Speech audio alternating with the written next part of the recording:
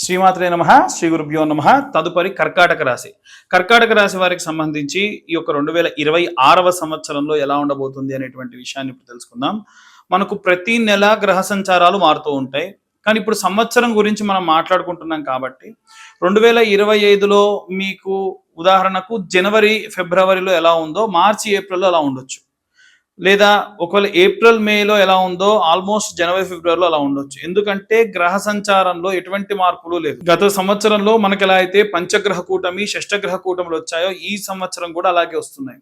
So బయట భౌతికమైనటువంటి వాతావరణాల్లో ఎలా ఉంది అనంటే ఏవైనా సరే ప్రమాదాలు జరగడము, అది కూడా వాయు సంబంధిత, అగ్ని సంబంధిత, అలాగే గాల్లో ఏమైనా ప్రమాదాలు జరగడము, భూమి అంతా కంపించడం, ఇలాంటివన్నీ జరిగాయి. అవే మళ్ళీ అటు ఇటుగా రిపీట్ అవుతాయి. కానీ ఈ యొక్క కర్కాటక రాశి వారికి సంబంధించిన విషయానికి వస్తే ఏవైనా సరే కలుషితమైనటువంటి పానీయం స్వీకరించడం వల్ల కానీ, ఏదైనా సరే బ్లడ్ ఇన్ఫెక్షన్స్ రావడం వల్ల, లేదా వాతావరణంలో ఉన్నటువంటి విపరీతమైనటువంటి మార్పుల వల్ల, అధిక ఉష్ణము, అధిక చలి వల్ల ఈ రాశి వాళ్ళు ఇబ్బంది పడతారు. కాబట్టి ముఖ్యంగా అది కూడా మార్చి నెలలో ఎక్కువగా ఇబ్బంది పడతారు. అది కూడా దూర ప్రాంతాలు ప్రయాణం చేస్తున్నప్పుడు. కాబట్టి ఎట్టి పరిస్థితుల్లో మార్చి నెలలో ప్రయాణాలని మీరు ఆపుకోవడం మంచిది. దూర ప్రాంతాలు ప్రయాణించడం కూడా ఎట్టి పరిస్థితుల్లో కూడా చేయకుండా ఉంటే మంచిది. విశేషంగా గురుగ్రహ సంచారంలో భాగంగా, గురు తిరోగమనంలో భాగంగా మిథునం నుండి కర్కాటకంలోకి, కర్కాటకం నుండి సింహంలోకి సంచారం చేస్తున్న సమయంలో, అంటే తృతీయ స్థానంలో లేదా చతుర్థ స్థానంలో గనక ఈ యొక్క గురుగ్రహ సంచారం వలన విద్యార్థులకి, ఉద్యోగస్తులకి చాలా రకాలైనటువంటి మార్పులు నెలకొంటూ ఉంటాయి. ముఖ్యంగా విద్యార్థి దశలో ఉన్నటువంటి వారికి ఫిబ్రవరి, మార్చి నెల ప్రాంతం వరకు కూడా ఈ గురు తిరోగమనం అనేటువంటిది వచ్చి లగ్నంలోకి, అంటే 1వ స్థానంలోకి వచ్చినప్పుడు బాగుంటుంది. ఎప్పుడైతే ఈ యొక్క ఫిబ్రవరి తర్వాతి కాలంలో, అంటే ఏప్రిల్, మే, జూన్, జూలై, ఆగస్టు వరకు కూడా చూసుకుంటే ఈ కర్కాటకం నుండి ద్వితీయంలోకి ఈ యొక్క గురుగమనం అనేటువంటిది వస్తుంది. తర్వాతి కాలంలో ఈ యొక్క గురుగమనంలో భాగంగా విద్యార్థులకి, ఉద్యోగస్తులకి వారి వారి పరిస్థితులు అనేటువంటివి మారుతూ ఉంటాయి. ఓవరాల్ గా ద్వితీయార్థంలో చాలా అద్భుతంగా ఉంటుంది. రాజకీయ నాయకులకి ప్రతి 2 నెలలకు ఒకసారి విశేషమైనటువంటి మార్పులు కలిసేటువంటి గ్రహాలతో కలిసి ఉన్నప్పుడు ఉంటుంది. ముఖ్యంగా మకర కుంభంలోకి సూర్యగ్రహ సంచారం చేసినప్పుడు కుటుంబంలో ఉన్నటువంటి తల్లిదండ్రులతో ఏదైనా గొడవలు రావచ్చు, పెద్దవారైతే మీ పిల్లలతో గొడవలు రావచ్చు.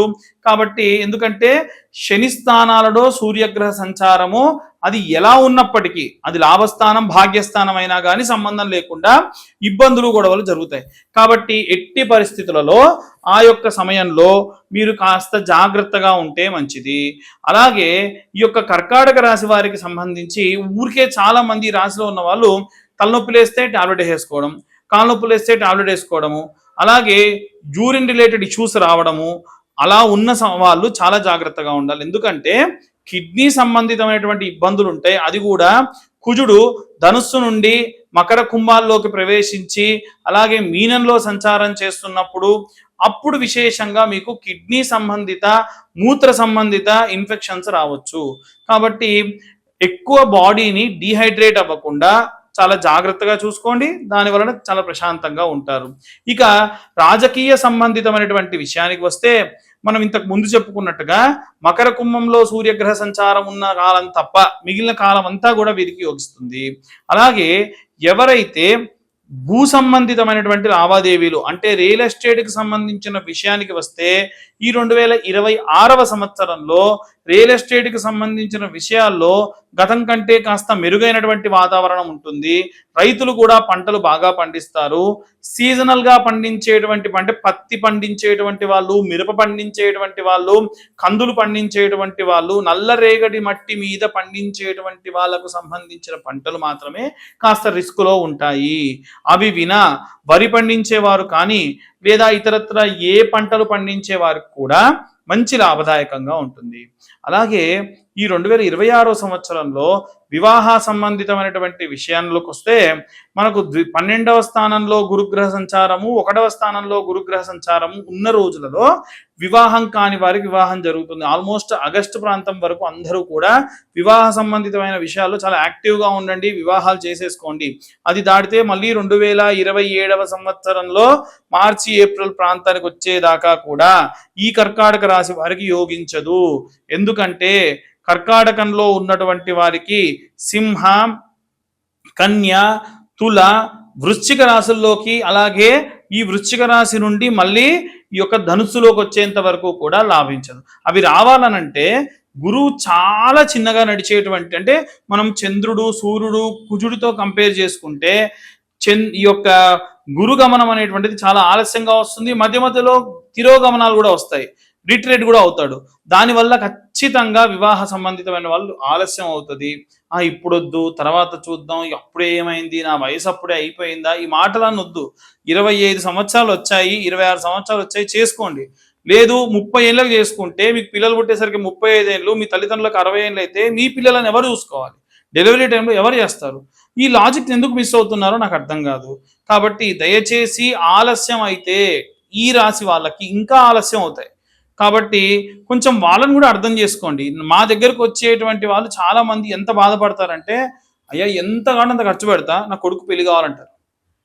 ప్రతి నెల వాళ్ళ కోసము మనం కన్యావర పాశుపత హోమాలు చేస్తూ ఉన్నాం ఆఖరి మంగళవారం నాడు. ఎందుకు చేస్తున్నాం ఇవన్నీ అని అంటే ఒకటే కారణం, వాళ్ళు వివాహం చేసుకోవాలి అని చెప్పి. ఒక తల్లి అంటది, ఒకటే కొడుకయ్యా, నీ పొరపాటున చనిపోతే నాకు దీపం పెట్టే దిక్కు లేదని ఏడ్చింది. అంత దారుణమైన పరిస్థితి అండి. ఇంకొక ఆమె వచ్చేసి ఏమంటది, నా కూతురయ్యా బాగా సంపాదిస్తుంది, బాగానే ఉంది, దానికి సంబంధాలు ఎన్ని చూసినా వద్దంటుంది. తీరా జనాలందరూ ఏమంటున్నారంటే కూతురు సంపాదనకు మరిగారు వీళ్ళు, అందుకే పెళ్లి చేయట్లేదు అంటున్నారు. మీరు చేసేటువంటి పనుల వల్ల మీ తల్లిదండ్రులు మంచి పేరు తెచ్చుకోవాలి, ఆనందంగా ఉండాలి. అరే ఏమిట్రా బాబు, వీళ్ళ వల్ల నాకు అపకీర్తి అనేటువంటి మీ వివాహ నిర్ణయాన్ని బట్టి ఇబ్బంది పడొద్దు. దయచేసి వాళ్ళని ఇబ్బంది పెట్టకండి, సమయానికి వివాహం చేసుకోండి, పిల్లా పాపలతో సంతోషంగా ఉండండి. ఈ గ్రహ సంచారం సంబంధించి ఈ రాశి వాళ్ళకి ఎక్కువగా ఈ కంప్లైంట్స్ వస్తున్నాయి కాబట్టి నేను చెప్పడం జరిగింది. అంటే అందరికీ ఇలా ఉందా అంటే మీ గ్రహస్థితిని బట్టి విశేషంగా మనకు జాతకం అనేటువంటిది ఆధారపడి ఉంటుంది. ఓవరాల్గా ఎవరికైనా సరే ఇవన్నీ గోచార రీత్యా చెబుతున్నటువంటి విషయములు మాత్రమే. పూర్తిగా జాతకం కావాలి అనుకున్న వాళ్ళు మీ పేరు, date of birth, time, place కింద ఉన్న నెంబర్కు వాట్సాప్ చేస్తే 16 భావచక్రములతో 70-80 పేజీల్లో జాతకం అంతా కూడా మీకు అందించడం జరుగుతుంది. 2511 రూపాయలు ఛార్జ్ చేస్తాను. నాకు ఒక రోజు సమయం పడుతుంది కాబట్టి నా ఎఫర్ట్కి నేను ఇదంతా కూడా ఛార్జ్ చేయడం జరుగుతుంది. కాబట్టి వీలైనంత వరకు కూడా ఈ యొక్క రాశిలో ఉన్నటువంటి వారికి యోగంగానే ఉంది, అంత వ్యతిరేకమైనటువంటి పరిస్థితులు ఏమీ కనిపించట్లేదు. కాబట్టి జాగ్రత్త తీసుకుంటే దూర ప్రాంతాల ప్రయాణంలో కానీ ఏవైనా సరే తెలవనటువంటి ప్రదేశాల్లో భోజనాలు చేసినప్పుడు కూడా కొంచెం జాగ్రత్త తీసుకోండి. ఎందుకంటే ఇన్ఫెక్షన్స్ అనేటువంటి వస్తాయి తప్ప ఇంకేమీ లేదు. సర్వే జనా సుఖినో భవంతు. స్వస్తి.